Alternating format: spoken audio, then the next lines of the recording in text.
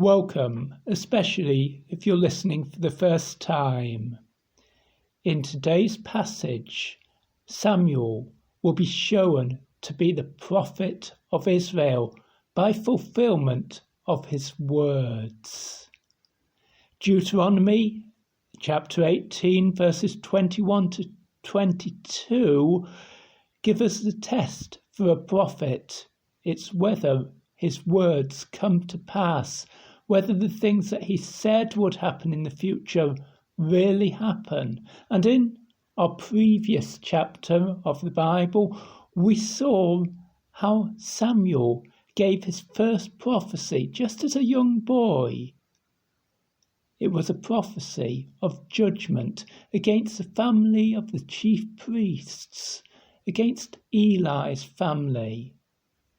In this chapter, which we're looking at today, 1 Samuel or 1 Samuel, chapter 4, we're going to see that coming to pass. We're going to see that Samuel is proven to be a genuine prophet of God, and just in time too. Because what we're also going to be reading in this chapter is the utter destruction of the organised religion of the true God. Imagine, if you would, that the Roman Catholic Church had to abandon the city of Rome. Or if it's closer to home to you, imagine that the Church of England closed its last church in England. Or maybe, to get closer to home in the countries where this talk is being listened to, imagine if every minister in every church were to resign and every church in your nation were to be closed. That is how extreme the destruction is that we're about to read about in 1 Samuel chapter 4, to the religion of Israel, to the religion that had existed for 400 years at Shiloh, the one place where Israel's people were authorized to offer sacrifices to the true God. And yet the priests are going to be killed, and Shiloh, this great place of worship, is going to be abandoned. And yet at the same time, Samuel is proven to be a prophet. At the same time, the religion of the true God is going forward, even without organised religion. My name is Keith Simons. I'm a Bible teacher from England. I present these talks, How to Understand the King James Version of the Bible, using a different chapter each time and going through that chapter word by word and verse by verse. Today's chapter is 1 Samuel chapter 4, 1 Samuel chapter 4. And it begins in verse 1, and the word of Samuel came to all Israel. That's right, Samuel, as a boy, has heard the word of God, and as he grows, his message is going out, and not his own message, but God's message spoken through him. That's the only mention of Samuel in this chapter. Just this little hint, this little reminder that Israel, for all the troubles that it's going to have in this passage, is not without God intervening, is not without God's word reaching it. But how far from God are Israel's people?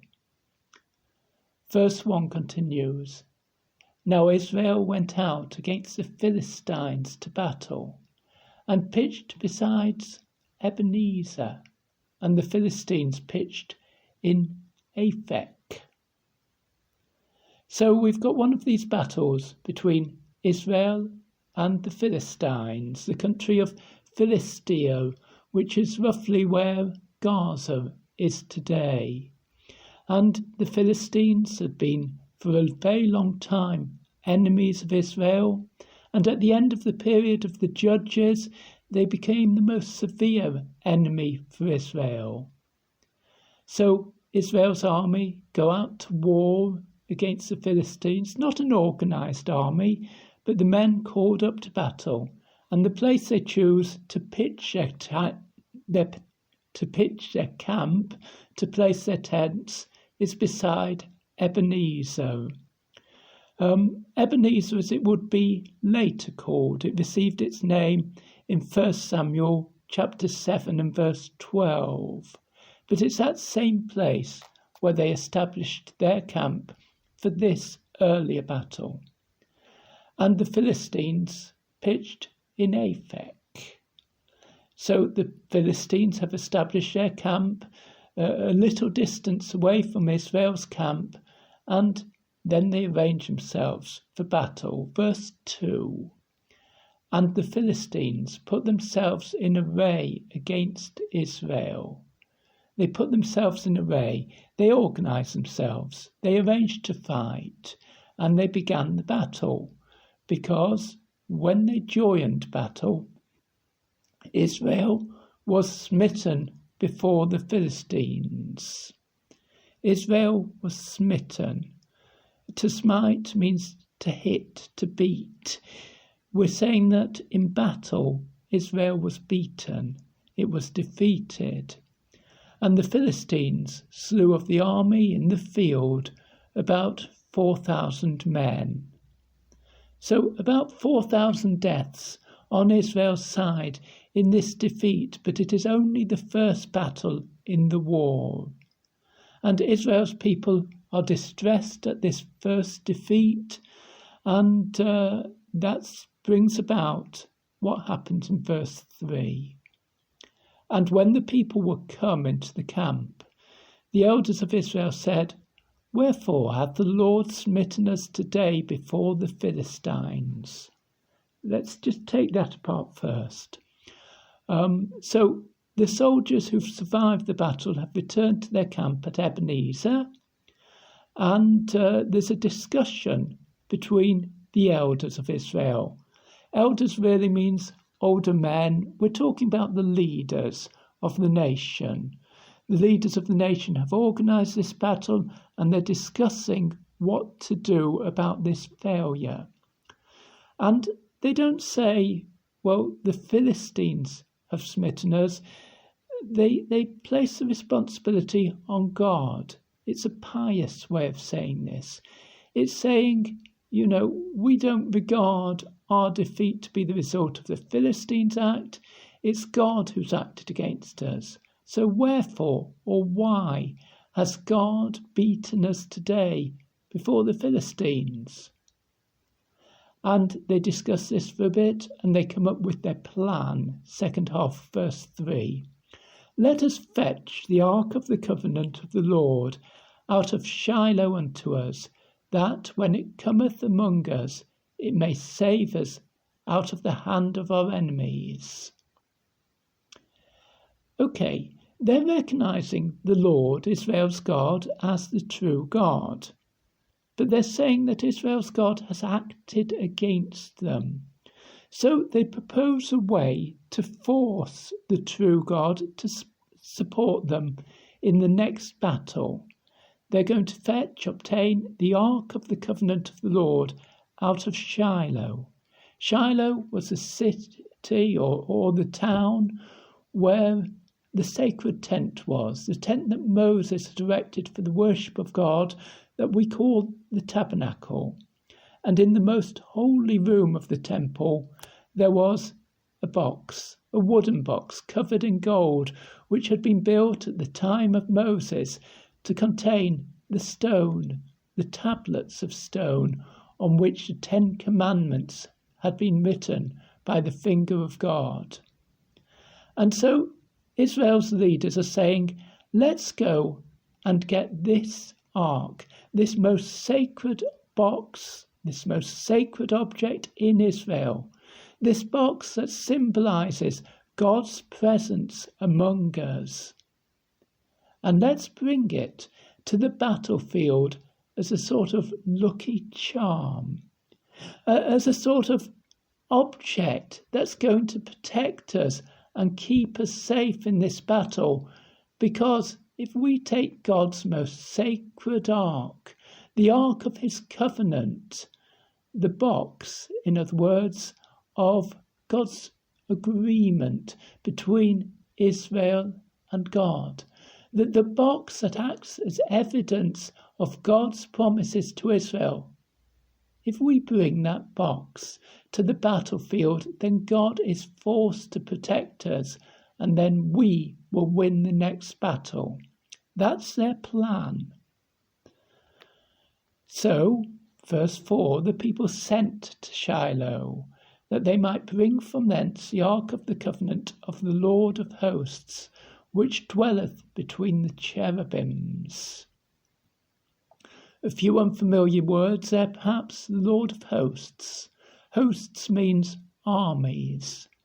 The Lord of armies, the ruler of the armies of heaven, and also of Israel's army, which is his hosts or his army on earth, the people of God. They're bringing that box which dwelleth between the cherubims.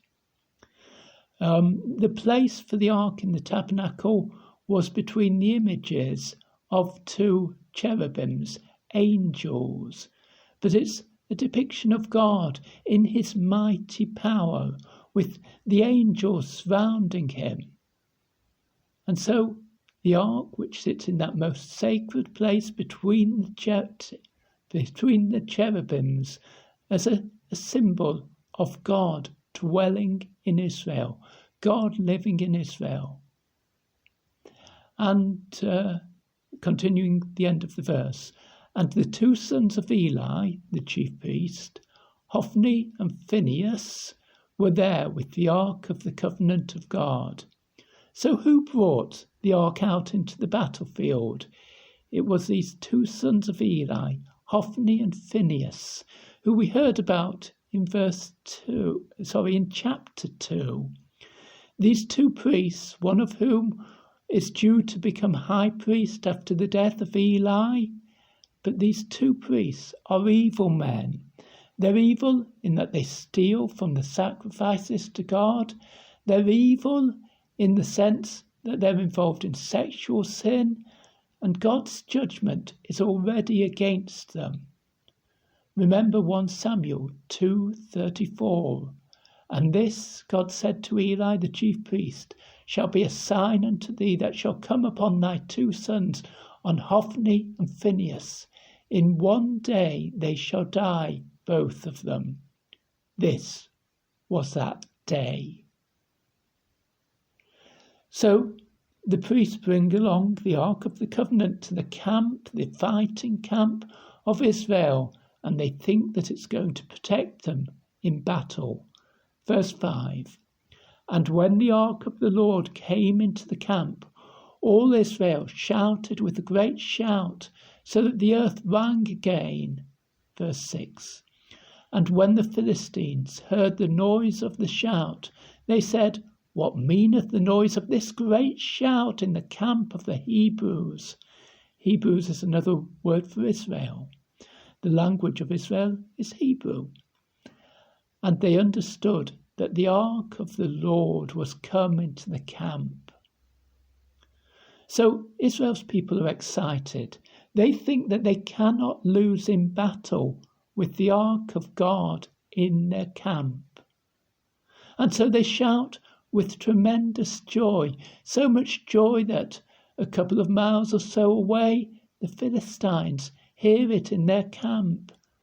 And they discuss what it means, why Israel's people should be so joyful when they've just lost 4,000 men in a terrible battle. And they hear that God's sacred box, the most sacred object in Israel, has come into the camp, and the people are rejoicing because they are sure of victory.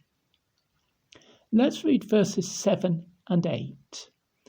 And the Philistines were afraid, for they said, God is come into the camp. And they said, woe unto us, for there hath not been such a thing heretofore. Woe unto us! Who shall deliver us out of the hand of these mighty gods? These are the gods that smote the Egyptians with all the plagues in the wilderness. And so initially, bringing the ark has produced the effect that Israel's people wanted. The Philistines, the army of Philistia, are afraid. They think that God has entered the camp. They think that the sacred ark is God himself, because they worship images of wood and stone and gold. So they think that this is Israel's God, and Israel's God is powerful. They've heard how 400 years before, at the time of Moses, that Israel's God smote the Egyptians with all the plagues in the wilderness. The wilderness is the desert. The Egyptians, of course, suffered the plagues before Israel's people went into the desert. Nevertheless, the identification is clear enough. They've heard great stories about miracles of Israel's God to protect Israel's people, and they are afraid, the Philistines, about the troubles that are going to affect them. You might be wondering about that gods with an S on the end, plural, in verse 8. It's the same as God without an S on the end in verse 7 in the Hebrew. What's happening here is that in Hebrew, God is a plural word with a singular meaning. Deuteronomy 6:4 declares clearly that there is one God. Nevertheless, the word God in the Hebrew is the plural word, so it could be translated God's plural or God singular. And the King James Bible translators, not sure as to whether the Philistines think that Israel has one God or many, have chosen for us to offer us both versions and to say God singular in verse 7 and God plural in verse 8. So their initial reaction is deep fear at Israel's God, and then great courage. Verse 8. Be strong and quit yourselves like men, O ye Philistines, that ye be not servants unto the Hebrews as they have been to you. Quit yourselves like men and fight. Quit yourselves. It means simply be like men. That's what's being said here. Be strong and be like men. Don't be men, if you like. Drop the word like. Be strong and be men. Have courage, that ye be not servants. The Hebrew word also means slaves. Maybe that gives us the meaning clearer here. Be men, because otherwise you will be slaves to the Hebrews, to Israel's people. So, does God protect Israel's people in this situation? Is God forced to defend Israel? Well, Israel's people are guilty of a sin that we sometimes call presumption. The idea that you can force God to act on your behalf, and God does not defend people when they act in this manner. And the result is terrible. Verse 10, and the Philistines fought, and Israel was smitten. And they fled, every man into his tent, and there was a very great slaughter, for there fell of Israel 30,000 footmen. 30,000 died this time. And the ark of God was taken. This sacred box which symbolizes God's presence in Israel, has been taken away by this foreign army. And the ark of God was taken, and the two sons of Eli, Hophni and Phinehas, were slain. Fulfilment of that prophecy which we read in 1 Samuel 2:34 a little earlier. The son who is to be the chief priest after Eli has been killed. So has his brother. In future, a more distant member of the family will have to serve as chief priest. And Israel's people, shocked and driven back to their homes with this terrible defeat in battle. And then there comes a report of the news to Shiloh. You've got to remember that in those days there were no newspapers, no internet, no television. The only way to get news from one place to another was for someone to run with the news. Verse 12, and there ran a man of Benjamin out of the army. He was from the tribe of Benjamin, a small tribe that had a reputation for being fierce and capable warriors in battle. And this man came to Shiloh the same day with his clothes rent and with earth upon his head, his clothes rent or torn, to indicate how bitterly sad he is at the news. He's put earth on his head. He feels a sense of despair and shame and weeping. And he came to Shiloh the same day. It's 20 miles from the place of the battle, 30 kilometres, an uphill run, and he's already fought in the battle, and so he's already exhausted before he begins. But he must bring this news, this most terrible news, to the priests at Shiloh and to God's chief priest Eli, whose sons have died. And so he runs with all his energy. And verse 13, when he came, lo, look, Eli sat upon a seat by the wayside watching, for his heart trembled for the ark of God.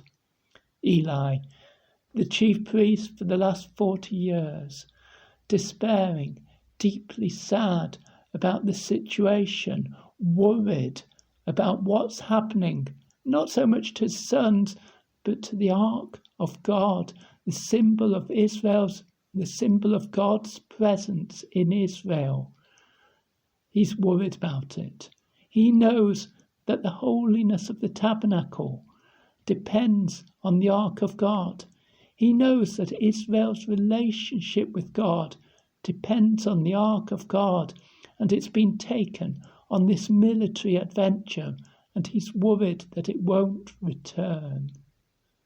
And when the man came into the city and told it, all the city cried out. The man's reported it to the people in Shiloh, but not yet to Eli, not yet to the chief priest.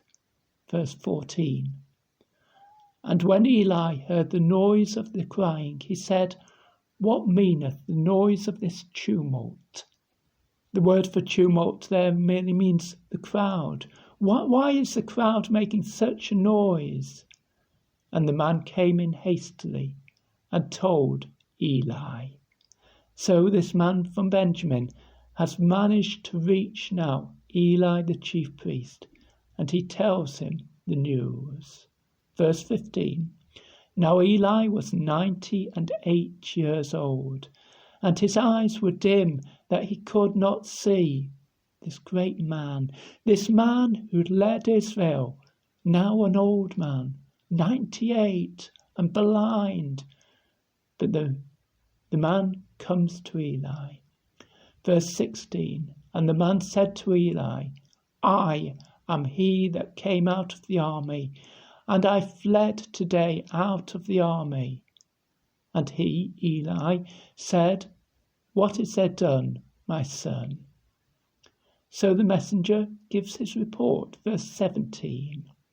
And the messenger answered and said, Israel is fled before the Philistines. Fled, run away. Israel's army has run away.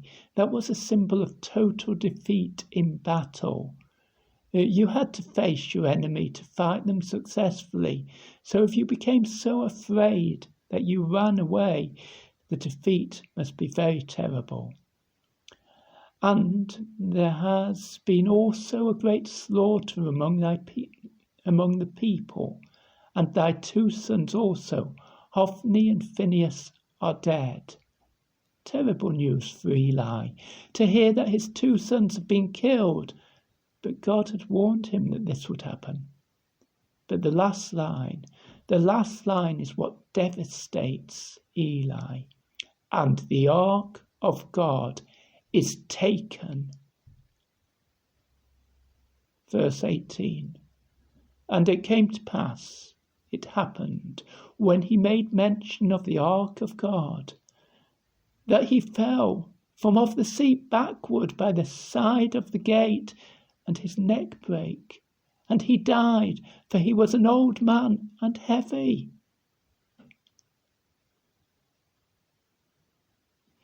This point here is where we start to feel the terrible shock. The terrible shock, not just at the deaths in battle, not just at the deaths of the priests, but we suddenly realise that this is a terrible, terrible thing in Israel, that the organised religion of Israel has been destroyed in a moment. And now Eli, the one man who could perhaps hold the nation together, is dead also. And there's just that little record at the end of verse 18. And he, Eli, had judged Israel 40 years. Judged, as in the book of Judges, it symbolises that Eli was the national leader of Israel for those 40 years. We don't know what he did apart from his work in the tabernacle, whether he organised Israel's men in war or whether he was just thought of as the leader. But that time had come to an end. The ruler of Israel is dead. His 2 sons, the leading priests, are dead. The Ark of the Covenant that symbolises God's presence in Israel is gone. Is there nothing left in Israel? Well, there is one thing. Verse 1, and the word of Samuel came to all Israel. God has his man there. God has a prophet in Israel, even for these dark times. The trouble is going to get worse still as the shock of the news of Eli's death passes. Verse 19, and his daughter-in-law, that's Eli's daughter-in-law, Phinehas' wife, was with child, near to be delivered. And when she heard the tidings and news that the ark of God was taken, and that her father-in-law and her husband were dead, she bowed herself and travailed, for her pains came upon her. She went into labour to give birth. But this is going to be a terrible birth, because verse 20 tells us, and about the time of her death she is dying in childbirth. The women that stood by her said unto her, Fear not, for thou hast borne a son. Oh, maybe this will rally her. Maybe this will bring her joy. She succeeded in giving birth. But she answered not, neither did she regard it. And she named the child, verse 21, and she named the child Ichabod, saying, the glory is departed from Israel. How does she name a child if she doesn't give any attention to the fact of the birth of the child? Well, maybe she names the child by just repeating this line. The glory is departed from Israel. What does glory mean? Honour, greatness, splendour. There's nothing great in Israel anymore. There's no honour in Israel, no splendour. We've lost everything. Why did she say that?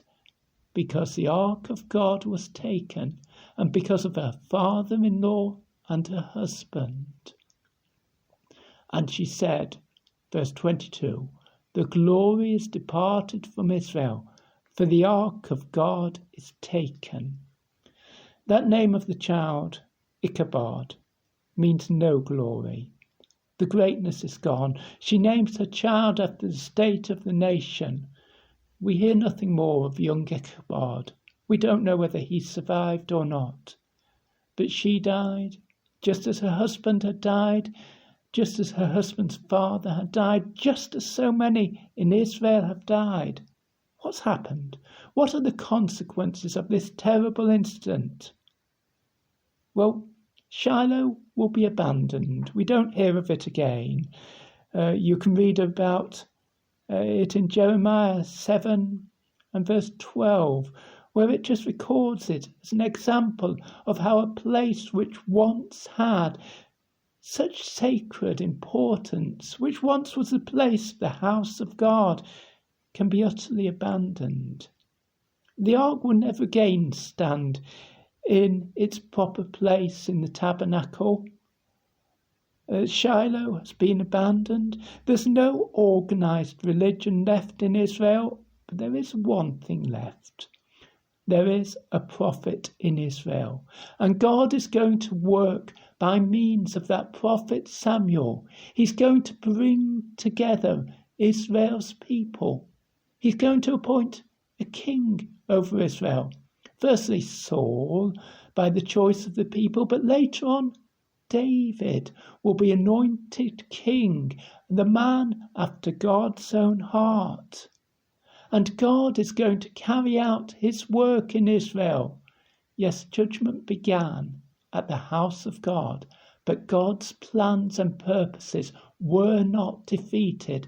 And even at this dark moment, the word of God is going out by the prophet Samuel to the people in Israel.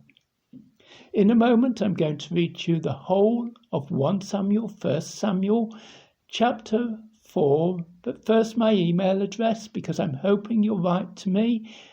It's 333kjv@gmail.com. Please tell others about these talks. It will be lovely to have more people listening. If your podcast platform lets you place a review or a comment or a star rating, please do so. It helps us to get the word out. But my email address again, so you can write to me, 333kjv@gmail.com. And now here from the King James Bible is the whole of 1 Samuel, the first book of Samuel, chapter 4. And the word of Samuel came to all Israel.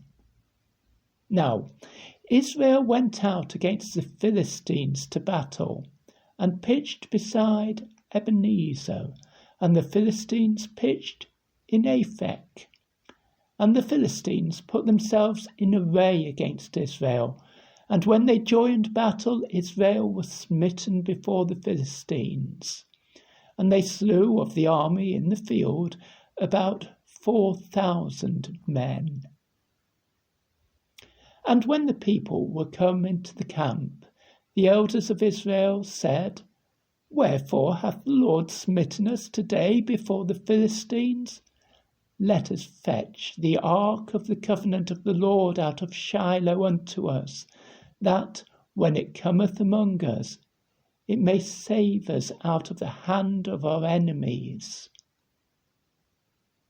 So the people sent to Shiloh, that they might bring from thence the ark of the covenant of the Lord of hosts, which dwelleth between the cherubims. And the two sons of Eli, Hophni and Phinehas, were there with the ark of the covenant of God. And when the ark of the covenant of the Lord came into the camp, all Israel shouted with a great shout, so that the earth rang again.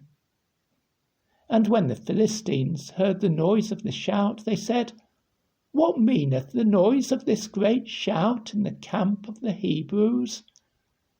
And they understood that the ark of the Lord was come into the camp, and the Philistines were afraid, for they said, God is come into the camp.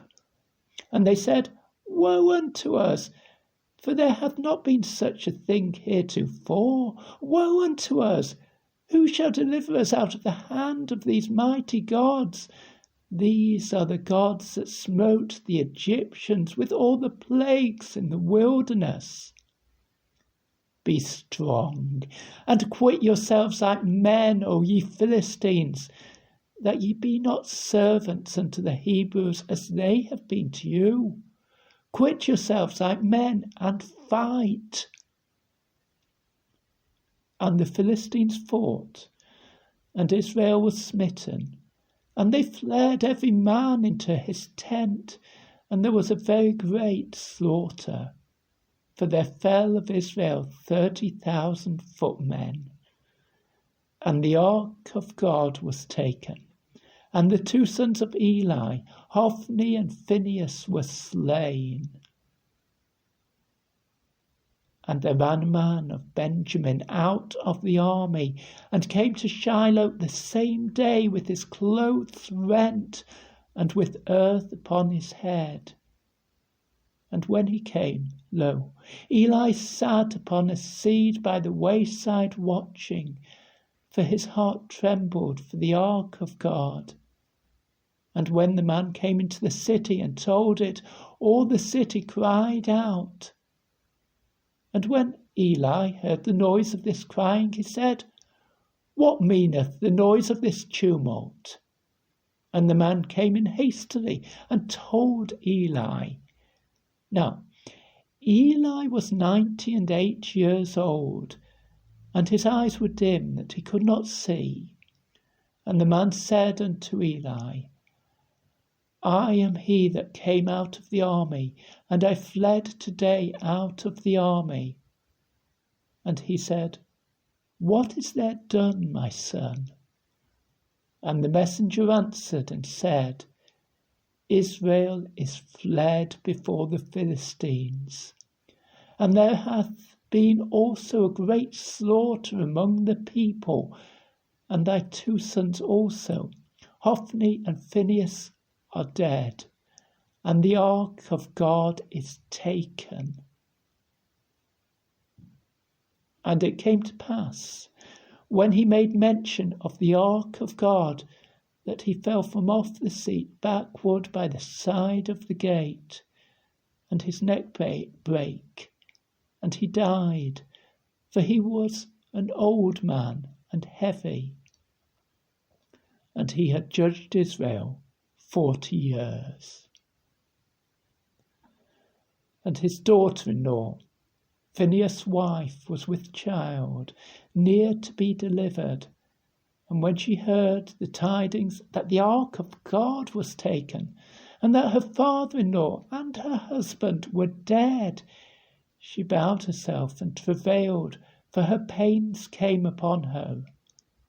And about the time of her death, the women that stood by her said unto her, Fear not, for thou hast borne a son. But she answered not, neither did she regard it. And she named the child Ichabod, saying, The glory is departed from Israel, because the ark of God was taken, and because of her father-in-law and her husband.